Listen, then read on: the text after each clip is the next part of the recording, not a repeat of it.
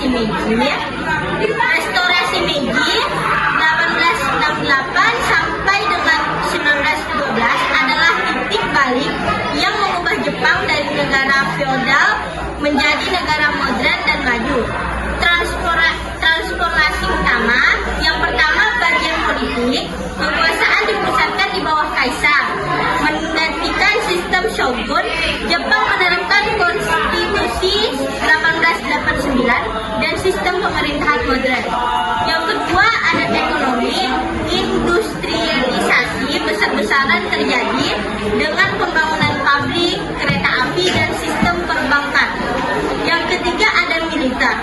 Jepang membangun angkatan bersenjata modern dengan sistem wajib militer, belajar dari teknologi dan taktik barat. Yang keempat ada pendidikan. Sistem pendidikan nasional diperkenalkan, memadukan pengetahuan barat dan nilai-nilai lokal. Yang kelima, budaya. Jepang mengadopsi teknologi dan gaya hidup barat sambil mempertahankan tradisi. Keberhasilan Jepang didukung oleh kepemimpinan visioner, semangat belajar, dan adaptasi cepat. Dalam beberapa dekade, Jepang menjadi kekuatan industri dan militer yang dihormati dunia. Nomor 2. Alasan-alasan Jepang berambisi menguasai Asia. Jepang memiliki beberapa alasan utama yang mendorong ambisinya untuk menguasai Asia, terutama pada paruh pertama abad ke-20. Berikut adalah alasan-alasannya. 1. Kebutuhan sumber daya alam. 2. Pembangunan ekonomi dan industrialisasi. 3. Pandangan Pan-Asia atau Hakko isu. 4. Keinginan menjadi kekuatan dunia. 5. Geopolitik dan strategi militer. 6. Pengaruh ideologi militerisme. 7. Reaksi terhadap diskriminasi Barat.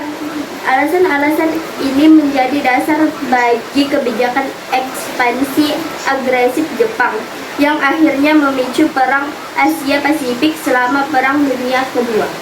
Nomor 3, sebutkan upaya-upaya Jepang dalam menaklukkan dan menguasai Asia. Upaya Jepang dalam menaklukkan dan menguasai Asia pada masa Perang Dunia II mencakup strategi militer, ekonomi, politik, dan propaganda yang meliputi 1. Ekspansi militer, 2. Penguasaan ekonomi dan sumber daya, 3. Propaganda dan politik, 4. Jepangisasi di wilayah kedudukan, 5. Strategi diplomasi dan aliansi. Kebijakan Jepang selama berkuasa di Indonesia. 1. Politik, menghapus pengaruh Belanda, membubarkan partai politik dan menyebarkan propaganda anti barat. 2. Ekonomi, eksploitasi sumber daya alam dan kerja paksa untuk mendukung perang. Yang ketiga, sosial, pendidikan terbatas, pembentukan organisasi seperti Seinendan dan Keibodan. 4. Militer, wajib militer dan pembentukan peta serta Heiko.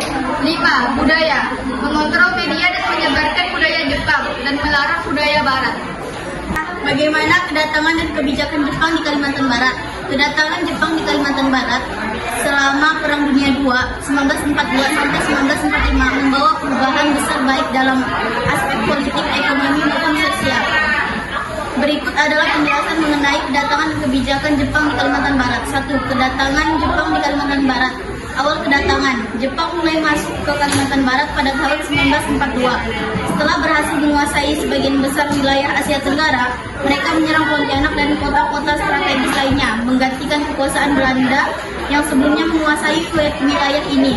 Alasan strategis, Kalimantan Barat dipandang strategis karena kekayaan sumber daya alamnya, terutama karet minyak bumi dan hasil tambang, yang sangat dibutuhkan Jepang untuk mendukung perang. Letaknya yang dekat dengan jalur pelayaran internasional juga menjadi alasan penting. 2. Kebijakan Jepang di Kalimantan Barat. Setelah menduduki wilayah ini, Jepang menerapkan sejumlah kebijakan untuk mengontrol penduduk dan memanfaatkan sumber daya. 1. Eksploitasi sumber daya alam. 2. Penekanan nasionalisme Asia. 3. Pemberlakuan sistem kerja paksa Romusa. 4. Pembantaian massal di Pontianak peristiwa Mandor. 5. Pembatasan kebebasan dan kontrol ketat. 6. Keenam, pembentukan organisasi pemuda. Ketujuh, pengenalan budaya Jepang. Dampak kebijakan Jepang di Kalimantan Barat, kerugian sosial dan ekonomi, trauma sosial, kesadaran nasionalisme. Kebijakan Jepang di Kalimantan Barat meninggalkan warisan kelam, tetapi juga turut membentuk semangat perjuangan menuju kemerdekaan Indonesia. Yang keenam, perlawanan yang dilakukan bangsa Indonesia terhadap Jepang. 1. Perlawanan bersenjata. Perlawanan rakyat Aceh, Singaparna, Indramayu, dan Peta. 2. Gerakan bawah tanah. Melakukan perlawanan secara diam-diam. 3. Propaganda anti-Jepang. Menyebarkan informasi untuk mengetahui masyarakat luar. Yang keempat, pemberontakan Peta. Pada 14 Februari 1945, Batalion Peta di Blitar, Jawa Timur melakukan pemberontakan terhadap Jepang. Selain itu, perlawanan rakyat di Indonesia terhadap Jepang juga dilakukan di daerah-daerah berikut: masyarakat Chot, Pilieng, gerakan Koreri di Bijak, Kalimantan Irian Jaya. Perlakuan Jepang yang tidak manusiawi terhadap kebudayaan di desa Kalimantan menjadi salah satu pemicu perlawanan rakyat Kalimantan. Sementara itu, rakyat Irian Jaya merasakan kesengsaraan dan penganiayaan yang dilakukan Jepang.